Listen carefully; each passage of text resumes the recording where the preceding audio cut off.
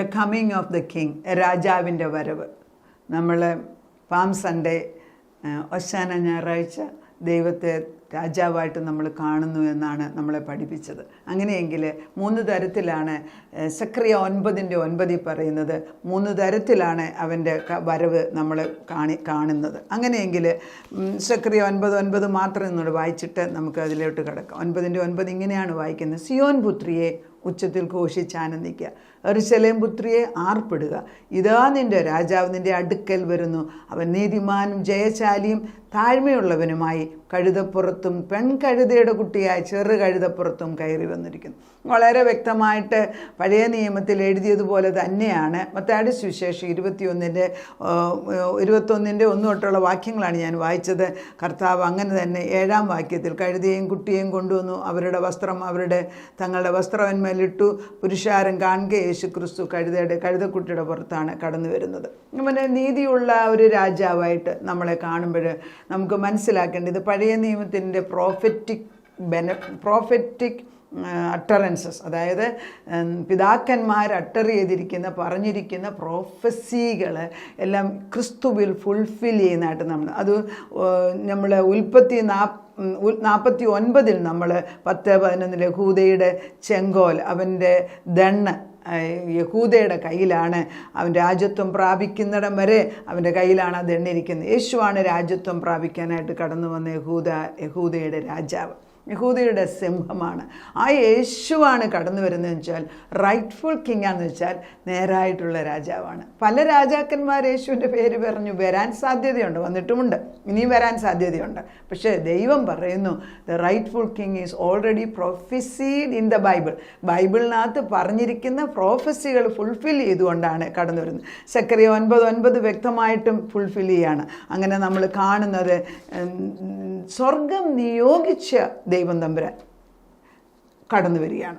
അപ്പം ഈ മനുഷ്യർ അറിഞ്ഞോ അറിയാതെ യഹോവയുടെ നാമത്തിൽ വരുന്നവൻ വാഴ്ത്തപ്പെട്ടവൻ എന്ന് വിളിച്ചു പറയാം. അപ്പോൾ എങ്ങനെയാണ് യഹോവയുടെ നാമത്തിൽ വരുന്നതെന്ന് ഇവരെങ്ങനെ അറിഞ്ഞു? അപ്പോൾ ആത്മീക തലം ഇന്നും ഭരിക്കുകയാണ് ലോകത്തെ മുഴുവനും. മനുഷ്യൻ എന്തെല്ലാം കാണിച്ചാലും the spirit realm is more powerful than the real physical realm. അതായത് ആത്മീക തലമാണ് ജഡീക തലത്തെക്കാട്ടിലും ശക്തമേറിയത്. ആത്മീക തലം തീരുമാനിക്കുന്നതാണ് ഇവിടെ നടക്കുന്നത്. അത് മനസ്സിലാക്കാമെങ്കിൽ നമ്മൾ കൂടുതൽ സമയം പ്രാർത്ഥനയ്ക്കും ദൈവത്തിൻ്റെ ആത്മാവിലിരുന്ന് ദൈവത്തെ വിളിച്ചു വരുത്താൻ ശ്രമിക്കും. കാരണം ബിക്കോസ് വചനം പറയുന്നത് seek ye first the kingdom of God and all these things shall be added unto you. മുൻപേ അവൻ്റെ രാജ്യവും നീതിയും അന്വേഷിക്കുക. അവൻ്റെ രാജ്യം ഇവിടെ നടപ്പാക്കണമെന്ന് ദൈവം തീരുമാനിച്ചെടുത്ത് നടത്തുക തന്നെ ചെയ്യും. നമ്മൾ പഴയ നിയമത്തിൽ നോക്കിയാൽ വിശ്വാസികളുടെ നടുക്കിൽ നിന്നല്ല ദൈവമക്കൾ വൻകാര്യങ്ങൾ ചെയ്തത്. അബ്രഹാം വിദേശത്തായിരുന്നു, പരദേശികളെന്ന് അവരെയൊക്കെ വിളിക്കുന്നത്. ഇസഹാക്ക് ടെൻ്റ് അടിച്ചാണ് ജീവിച്ചിരുന്നത്. യാക്കോബ് തൻ്റെ സ്ഥലത്തല്ലായിരുന്നു. പിന്നെ ദാനിയേൽ സ്വന്തം ഭവനത്തിലല്ലായിരുന്നു. ശദ്രക് മേശക് അബേദ്നെഗോ ഇവരൊക്കെ പ്രവാസികളും ഇവരൊക്കെ തടവിൽ പിടിച്ചുകൊണ്ടുപോയ സ്ലേവ്സായിട്ടാണ് കാണുന്നത്. അപ്പം ഇവരൊക്കെ നിന്നത് ദൈവത്തിൻ്റെ നിയോഗപ്രകാരം വൻകാര്യങ്ങൾ ചെയ്യേണ്ടിയപ്പം ശത്രുക്കളുടെ നടുക്ക് നിന്ന് തന്നെയാണ് ഇവർ ചെയ്യുന്നത്. അതുകൊണ്ട് ഇനിയൊരു കാലയളവിലും നമുക്ക് വേദപുസ്തകം എടുത്ത് വായിക്കാൻ പ്രയാസം അല്ലെങ്കിൽ പെർസിക്യൂഷൻ വരാൻ ഉണ്ടാകുന്നു എങ്കിലും ഉറപ്പുള്ള ആത്മാവ് അതിനു മുമ്പേ നമ്മൾ വേദപുസ്തക അടിസ്ഥാനത്തിൽ നമ്മുടെ പഠനത്തിനകത്തൂടെ ഉറപ്പിച്ചു കഴിഞ്ഞാൽ ഏത് പെർസിക്യൂഷൻ സമയത്തും കർത്താവിനറിയാം നമ്മളെ എങ്ങനെയാണ് വളർത്തിയെടുക്കേണ്ടതെന്ന്. ഞങ്ങൾ സൗദി അറേബ്യയിലൊക്കെ ആയിരുന്നപ്പം വ്യക്തമായിട്ടും വേദപുസ്തകം കൊണ്ട് നടക്കാൻ പ്രയാസമുള്ളിടത്താണ് ഏറ്റവും കൂടുതൽ വചനം എടുക്കാനും വചന അടിസ്ഥാനത്തിൽ അതിൻ്റെ മർമ്മം മനസ്സിലാക്കാനും മിക്ക മാനിഫെസ്റ്റേഷൻ ഓഫ് ദി സ്പിരിറ്റ്, അതായത് പരിശുദ്ധാത്മാവിൻ്റെ വരങ്ങൾ നമ്മുടെ ചെറിയ ഗ്രൂപ്പിൽ തന്നെ ദൈവം മാനിഫെസ്റ്റ് ചെയ്തു. കാരണം ചിലരെ അപ്പോസ്തലന്മാരും ചിലരെ പ്രവാചകന്മാരും ചിലരെ ടീച്ചേഴ്സുമായിട്ട് എഫേസ്യർക്ക് എഴുതിയ ലേഖനത്തിനകത്ത് എഴുതി വെച്ചിട്ടുണ്ട്. അതെല്ലാം ദൈവം തൻ്റെ നിയോഗപ്രകാരം ഓരോ സാഹചര്യം അനുസരിച്ച് ദൈവം നമ്മളെ ആക്കിയെടുക്കുന്നതായിട്ട് നമുക്ക് കാണാൻ സാധിക്കും. എന്നാൽ ഇവിടെ അതിൻ്റെ ആവശ്യം വരുന്നില്ല. കാരണം ഇവിടെ ഓരോ ചർച്ചിലും ഓരോ സഭകളിലും അതിൻ്റേതായിട്ടുള്ള കെട്ടുറപ്പുണ്ടെങ്കിൽ നമുക്കതിനകത്ത് പ്രയാസം തോന്നിക്കത്തില്ല. പക്ഷേ ഇതൊന്നുമില്ലാത്ത സ്ഥലത്ത് ചെല്ലുമ്പം പരിശുദ്ധാത്മാവ് തന്നെ ഇറങ്ങി വന്നിട്ട് ഓരോ കാര്യങ്ങൾ അതിൻ്റെ ചിട്ടയായിട്ടും അതിൻ്റെ അടുക്കുമായിട്ട് ചെയ്യുന്നത് നമുക്ക് കാണാൻ സാധിക്കും. അപ്പം ദൈവം തൻ്റെ നിയോഗപ്രകാരം വന്ന യേശുവിനെ കുറിച്ച് പറയുന്നത് ഹീസ് എ റൈറ്റ്ഫുൾ കിങ്. അവൻ നീതിയോടെ കടന്നു വന്ന ഒരു ദൈവമാണ്. പ്രോഫറ്റിക്കലി നിയോഗിച്ച ദൈവം തമ്പുരാൻ തന്നെയാണ് കടന്നു വന്നിരിക്കുന്നത്. അങ്ങനെ നമ്മൾ ആ ദൈവത്തെയാണ് കാണുന്നതെങ്കിൽ യഹൂദയുടെ സിംഹം അവൻ്റെ രാജ്യത്വത്തെ എസ്റ്റാബ്ലിഷ് ചെയ്യുന്നിടം വരെ, രാജ്യത്വത്തിനെ നിലനിർത്തുന്നിടം വരെ അവൻ്റെ ദണ്ണ് അവൻ്റെ കൈ അവൻ്റെ തുടയുടെ ഇടയ്ക്കായിരിക്കും തന്നെയാണ് വചനം എഴുതി വെച്ചിരിക്കുന്നത്. 49 അങ്ങനെയാണ് പറയുന്നത്. അതായത് 9 യഹൂദ ഒരു ബാലസിംഹമാണ്. അവകാശമുള്ളവൻ വരുവോളം ചെങ്കോൽ യഹൂദയിൽ നിന്നും രാജദണ്ണ് അവൻ്റെ കാലുകളുടെ ഇടയിൽ നിന്നും നീങ്ങിപ്പോകയില്ല. എത്ര മനോഹരമായിട്ട് യേശു വരുന്നിടം വരെ ഈ രാജദണ്ണ് എടുക്കേണ്ടത് അത് ഉറപ്പിക്കാൻ ദൈവത്തിന് അറിയാമായിരുന്നു. ദൈവം തൻ്റെ പുത്രനെയാണ് അയച്ചിരിക്കുന്നത്. ഇനി കുറച്ച് ദിവസം കഴിയുമ്പോൾ ഇതേ വിളിച്ചു പറഞ്ഞ് ദാവീദ് പുത്ര ഹോശാന ഞങ്ങളെ രക്ഷിക്കണമെന്ന് പറയുമ്പം രക്ഷ തന്നെയല്ല, അവിടെ രാജ്യത്വം കൂടെ എസ്റ്റാബ്ലിഷ് ചെയ്യാൻ ഇവർ ആഗ്രഹിക്കുന്നുണ്ട്. അതല്ല നടന്നത്. യേശുവിനെ പിന്നെ ക്രൂശിക്കുകയാണ് ചെയ്യുന്നത്. ആ ക്രൂശിക്കുന്ന സമയത്ത് ഈ രാജാവാകണമെന്ന് വിളിച്ചു പറഞ്ഞവർ തന്നെയാണ് യേശുവിനെ ക്രൂശിക്കുക എന്ന് വിളിച്ചു പറയുന്നത്. അപ്പം മനുഷ്യൻ്റെ ചിന്ത അല്ലെങ്കിൽ മനുഷ്യൻ്റെ വികാരങ്ങൾ ചേഞ്ച് ചെയ്യുന്നതാണ്. ഇറ്റ്സ് ലൈക്ക് കാറ്റ് പോലെയാണ്, അങ്ങോട്ടും ഇങ്ങോട്ടും ഓടിക്കൊണ്ടിരിക്കും. അതുകൊണ്ടാണ് നമ്മൾ ദിനംപ്രതി അവൻ്റെ വചനത്തിൽ, ദിനംപ്രതി അവൻ്റെ മന്നായിൽ ഉറച്ചു നിൽക്കണമെന്ന് ദൈവം ആഗ്രഹിക്കുന്നത്. അപ്പോൾ rightful king means that he has come as ordained by the living God. രണ്ടാമത്തേത് വിക്ടോറിയസ് കിങ്. അതും സെക്കറിയായി തന്നെയാണ് എഴുതിയിരിക്കുന്നത്. വിക്ടോറിയസ് മീൻസ് ജയിച്ച ഒരു ദൈവമാണ്. യേശു ക്രിസ്തു ഭൂമിയിൽ വന്നത് ദൈവം തൻ്റെ പുത്രനെ കാലത്തിൻ്റെ തികവിൽ നമ്മളെ രക്ഷിക്കാനാണ് അയച്ചിരിക്കുന്നത്. അവൻ ജയിച്ച ദൈവം തമ്പുരാൻ തന്നെ, അല്ലാതെ ഇനിയൊന്നും ജയമില്ല. അത് നമ്മൾ വിചാരിക്കും കാൽവറി ക്രൂശിൽ കയറിയത് പിശാച് അന്നേരം വിചാരിച്ച് സകലതും തീർന്നു. ഇല്ല. ഫ്രം ദറ്റ് മോമെൻ്റ് ഓൺവേർഡ്സ് ദൈവത്തിൻ്റെ പരിശുദ്ധാത്മാവ് വന്നിട്ട് 3-ാം ദിവസം ഉയർത്തെഴുന്നേൽപ്പിച്ച് ദൈവം മരണത്തെയും പാപത്തെയും ശാപത്തെയും മാറ്റുകയാണ്. നിത്യമായ മരണത്തെ മാറ്റിക്കൊണ്ട് നമുക്ക് ജീവൻ തരുന്ന ഒരു ദൈവമാണ് വിക്ടോറിയസ് കിങ്. ആ വിക്ടറി മീൻസ് ജയമാണ്. ഒരിക്കലും യേശു ഏറ്റെടുക്കുന്ന ഒരു വിഷയം തോൽക്കുന്നതായിട്ട് കാണുന്നില്ല. തോൽവി വേദപുസ്തകത്തിൽ യേശുവിനില്ല. തന്നെത്താനും നമ്മുടെ പാപങ്ങൾക്ക് വേണ്ടി അവൻ കുരിശുമരണം ഏറ്റെടുത്തു. അതൊരു തോൽവിയല്ല, അത് നമ്മളോടുള്ള സ്നേഹമാണ്. So he is absolutely A glorious victorious king ആണെന്ന് നമ്മുടെ മനസ്സുകൊണ്ട് മനസ്സിലാക്കണം. ഈ സെക്കറിയ 14:9 അങ്ങനെയാണ് വായിക്കുന്നത്. അതായത് യഹോവ സർവ്വഭൂമിക്കും രാജാവാകും. അന്നാളിൽ യഹോവ ഏകനും അവൻ്റെ നാമം ഏകവുമായിരിക്കും. സർവ്വഭൂമിയുടെയും രാജാവ് യഹോവയാണ്. ഈ പുറമേ കാണുന്ന ഗ്ലിറ്ററിങ് അല്ലെങ്കിൽ താൽക്കാലികമായിട്ടുള്ള മറ്റുള്ളവരുടെ ഭരണമൊന്നും കണ്ട് നമ്മൾ പേടിക്കേണ്ട ആവശ്യമില്ല. ദൈവം എസ്റ്റാബ്ലിഷ് ചെയ്ത് തക്ക സമയത്ത് കടന്ന് വരും. പിന്നെ പറയുന്നത് ഈസ് എ ജെൻറ്റിൽ കിങ്. ഈ ജെൻറ്റിൽ കിങ് എന്ന് പറയുന്നത് നമ്മൾ നോക്കുകയാണെങ്കിൽ സാധാരണ അന്ന് റോമൻ സാമ്രാജ്യം അതിൻ്റെ മകുടത്തിൽ അല്ലെങ്കിൽ മഹത്വത്തിലിരിക്കുമ്പം അവർ വേറൊരു രാജാവിനെ തോൽപ്പിച്ചു എങ്കിൽ ആ രാജാവിനെ മിക്കവാറും കൊല്ലും. അതല്ല എങ്കിൽ അവൻ്റെ കഴുത്തേൽ ചങ്ങലയിടും. എന്നിട്ട് അവൻ്റെ ഭാര്യമാരെയും വെപ്പാട്ടിമാരെയും അവരുടെ സാധനങ്ങളും കുഞ്ഞുങ്ങളും എല്ലാമായിട്ട് റോഡിൽ കൂടെ പ്രൊസഷനായിട്ട് കൊണ്ടുവരികയാണ്. എന്നാൽ യേശു അങ്ങനെയല്ല വന്നത്. He came on the Colt of A donkey. ഒരു കഴുതക്കുട്ടിയുടെ മേളിൽ കടന്നു വന്നു എന്ന് കാണിക്കുന്നതിൻ്റെ അർത്ഥം യേശു വളരെ സൗമ്യനായിട്ട് കടന്നു വന്നു. അത് നമുക്ക് ഒരു കണക്ക് നോക്കുമ്പം ഒരു കുതിരയെ വേണേൽ ഉപയോഗിക്കാമായിരുന്നു യേശുവിന്. പക്ഷേ he did not choose that animal, he chose a donkey. അത് നമുക്ക് മനസ്സിലാകുന്നത് നമ്മൾ യേശുവിനെ അപ്രോച്ച് ചെയ്യാൻ അല്ലെങ്കിൽ യേശുവിൻ്റെ അടുക്കലേക്ക് ചെല്ലാൻ നമുക്കൊരു വാതിൽ തുറന്നു വെച്ചിരിക്കുകയാണ്. He's A gentle king. അതാണ് സെക്കറിയായി പറയുന്നത്. അവൻ നീതിയുള്ള ദൈവമാണ്, രാജാവാണ്, ജയശാലിയായ രാജാവാണ്, വിനയമുള്ള ഒരു രാജാവാണ്. ആ വിനയം എന്ന് പറയുന്നത് നമുക്ക് ഒത്തിരിയും ബെനഫിറ്റാണ്. കാരണം നമുക്ക് ആ ദൈവത്തിൻ്റെ അടുക്കലേക്ക് ചെല്ലാൻ വെക്കും. പുറപ്പാടിൻ്റെ 4:22 this is what the Lord says, Israel is my first bone. Israel എൻ്റെ ആദ്യജാതനാണ്, ഞാൻ അവനെ അങ്ങേയറ്റം സ്നേഹിക്കുന്നു എന്നാണ് പറയുന്നത്. നമ്മൾ ഈ വേറൊരിടത്ത് പറയുന്നുണ്ട്, എഫ്രൈമിൻ്റെ വാത്സല്യപുത്രൻ ജെറമായയിലാണ്. അപ്പം നമ്മൾ ദൈവത്തിൻ്റെ വാത്സല്യപുത്രന്മാരായിട്ട്, ഇപ്പം അവരൊക്കെ ഇസ്രായേൽ എന്നൊക്കെ വിളിക്കുന്നുവെങ്കിലും നമ്മൾ ഓരോരുത്തരും ക്രിസ്തുവിനെ സ്വീകരിച്ച് കഴിയുമ്പോൾ ദൈവമക്കളായി മാറുകയാണ്. ജെറമയായിൽ ദൈവാത്മാവ് നമ്മളോട് പറയുന്നു, നമ്മൾ അവൻ്റെ വാത്സല്യപുത്രനായിട്ട് മാറുന്നു എങ്കിൽ ദൈവം എഫ്രൈമിനെ കുറിച്ച് സങ്കടം പറയാണ്, ഞാൻ നിന്നെക്കുറിച്ച് എന്തെങ്കിലും അഴുക്ക് പറഞ്ഞെങ്കിൽ എനിക്ക് ദുഃഖമാണെന്ന്. അത് തന്നെ നമ്മളെക്കുറിച്ച് ദൈവം ചിന്തിക്കുന്നത്. തൻ്റെ മക്കളാകുന്ന നമ്മളെക്കുറിച്ച് ഒരു അഴുക്ക് കാര്യം പറയാൻ ദൈവത്തിന് ഇഷ്ടമില്ല. ആ ഭാഗം വായിക്കുക, ഇതൊക്കെ അറിഞ്ഞിരിക്കുന്നില്ല. എഫ്രൈമിൻ്റെ ഞാൻ വായിക്കുന്നത് ജെറമയ 31:20. എഫ്രൈമിൻ്റെ വാത്സല്യപുത്രനോ ഓമനക്കുട്ടിയോ, ഞാൻ അവന് വിരോധമായി സംസാരിക്കുമ്പോഴൊക്കെയും അവനെക്കുറിച്ച് എൻ്റെ മനസ്സിൽ സ്ഥായി തോന്നുന്നു. അതുകൊണ്ട് എൻ്റെ ഉള്ളം അവനെ ചൊല്ലി ഉരുകുന്നു. ഞാൻ അവനോട് കരുണ കാണിക്കും എന്ന് യഹോവ അരുളപ്പാടും. This is it.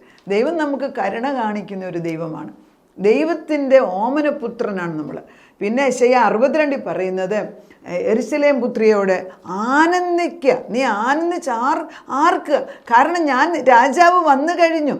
ഇതെല്ലാം നമ്മൾ മനസ്സിലാക്കുമ്പോൾ എന്നും ദുഃഖം മാത്രം പറഞ്ഞിരിക്കുന്ന ഒരു ജനതയായിട്ടല്ല ദൈവം നമ്മളെ. രാജാവ് വന്നു.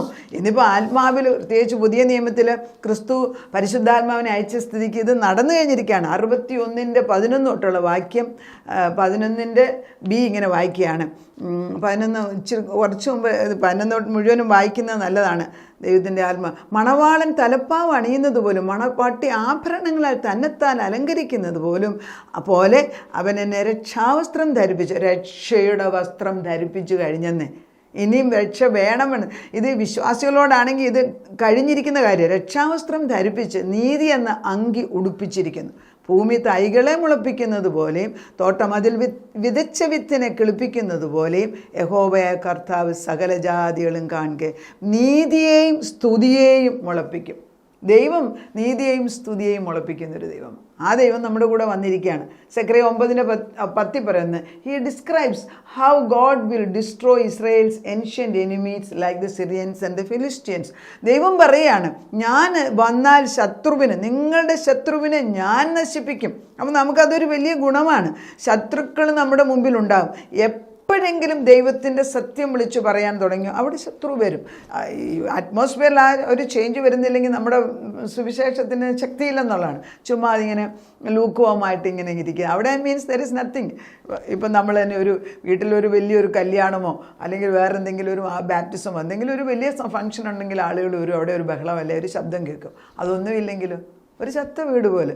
അതുപോലെ തന്നെയാണ് ആ ലൂക്ക്വാം സ്റ്റേജിലാണെങ്കിൽ ഒന്നും നടക്കുന്നില്ല. പിശാചിനും അറിയാം അവിടെ ഒന്നും നടക്കുന്നില്ല. പക്ഷെ എന്തെങ്കിലും ഒരു ചെറിയ ആക്ടിവിറ്റീസ് അവിടെ വരട്ടെ, ഉടനെ ദൈവത്തിൻ്റെ സത്യം എവിടെ വിളിച്ചു പറയാൻ തുടങ്ങിയോ അവിടെ അല്പം കലക്കമുണ്ടാകും. പിന്നെ ജയിച്ച ദൈവമാണ് മുമ്പ് നിൽക്കുന്നതെങ്കിലും ഈ യുദ്ധത്തിൽ ജയിക്കാൻ കഴിവുള്ളവൻ ജയം കണ്ടുകൊണ്ടാണ് പരീക്ഷണം അയക്കുന്നതെങ്കിൽ ഒന്നും ചെയ്യണ്ട. Be still and know that I am God. ഞാൻ മിണ്ടാതിരുന്നവൻ ദൈവമെന്ന് അറിയുവാൻ ദൈവം പ്രവർത്തിക്കണം. നമ്മൾ പ്രവർത്തിച്ചിട്ട് ഒരു ഗുണവുമില്ല. പക്ഷെ നമ്മൾ ആ സമയത്ത് മിണ്ടാതിരുന്ന ദൈവത്തിലേക്ക് സമർപ്പിക്കുക. കർത്താവിൻ്റെ ആ കാലുകൾ നമ്മൾ കാണണം. അതായത് എൻ്റെ മനസ്സുകൊണ്ട് ഞാൻ കാണുന്നത് കർത്താവ് ഒരിക്കലും ചുമ്മാ ഇരിക്കുന്നില്ല. കർത്താവിൻ്റെ കാലുകൾ, how wonderful is the feet of those who bring good tidings in the name of our Lord and Saviour Jesus Christ. അതായത് ക്രിസ്തുവിൻ്റെ സുവിശേഷം പറയുന്ന കാലുകൾ എത്ര മനോഹരം എന്നാണ്. അതിൻ്റെ അർത്ഥം എന്തുവാ? സുവിശേഷം പറയുന്ന കാലുകൾ അടങ്ങിയിരിക്കുകയില്ല. അതിനുവേണ്ടി ദൈവം ഒരു വിശാല വാതിൽ തുറന്നിട്ടുണ്ട്. Are you ready? ഈ എൻ്റെ വചനം കേൾക്കുന്നവർ, ഒത്തിരി നാളുകൊണ്ട് എൻ്റെ വചനം കേൾക്കുന്ന കുറേ മക്കളുണ്ടല്ലോ, അവരൊക്കെ ഇനിയും വചനം പറയാൻ തുടങ്ങണം. ഭവനങ്ങളിൽ ദൈവത്തിൻ്റെ ആത്മാവിൽ പ്രാർത്ഥിക്കാൻ തുടങ്ങണം. കർത്താവിന് വേണ്ടി അനേകർക്ക് നന്മ ചെയ്യാൻ തുടങ്ങണം. നമ്മുടെ സാക്രിഫൈസ് മറ്റുള്ളവർക്ക് പ്രയോജനമാക്കണം. ഈ സത്യദൈവത്തിൻ്റെ രക്ഷയെക്കുറിച്ചും അവൻ്റെ നീതിയെക്കുറിച്ചും അവൻ ആരെന്നും പറഞ്ഞു കൊടുത്തു കഴിഞ്ഞാൽ നമ്മൾ സത്യം പറഞ്ഞാൽ വൻകാര്യം ചെയ്തു. അതാണ് ഏറ്റവും വലിയ സുവിശേഷം. കർത്താവ് പറയുന്നില്ല, go you to all the world and preach the good news. അതിനിയും പ്രത്യേക അഭിഷേകത്തിൻ്റെ ഒന്നും ആവശ്യമില്ല. അറിയാവുന്നത്രയും പറഞ്ഞു കൊടുക്കുക. ചിലപ്പോൾ നമ്മുടെ ഒരു വാക്കായിരിക്കും പിന്നെ സൂയിസൈഡ് ചെയ്യുന്നവരെ രക്ഷിക്കുന്നത്. അങ്ങനെ എത്രയോ ഒറ്റ മീറ്റിംഗ് നമ്മൾ പോകുമ്പോൾ ചിലപ്പം അവരെ വിടുതൽ. അപ്പോൾ ചിലപ്പോൾ നമ്മൾ ഉറക്കം അന്നേരം പറയും, കാരണം അവരുടെ വേദനയായിരിക്കും നമുക്ക് തോന്നിക്കുന്നത്. പക്ഷെ ആ വീട്ടിൽ അത് വിടുതലായി, കാരണം നമ്മൾ ആത്മാവിലാണ് നിൽക്കുന്നത്. അല്ല എൻ്റെ സ്വയപ്രശംസയ്ക്കാണെങ്കിൽ അത് പിന്നെ പ്രശ്നമായി മാറും.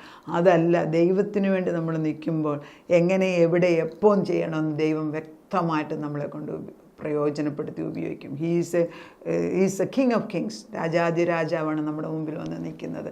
അവന് വേണ്ടി നമ്മൾ കഴുതയായിട്ട് നിൽക്കണമെങ്കിൽ കഴുത കുട്ടിയായിട്ട് നിൽക്കണമെങ്കിൽ നിന്ന് കൊടുക്കുക. ദൈവം അനുഗ്രഹിക്കട്ടെ. നാഥ, നിൻ്റെ സന്നിധിയിലേക്ക് ഞങ്ങൾ കടന്നു വരികയാണ്.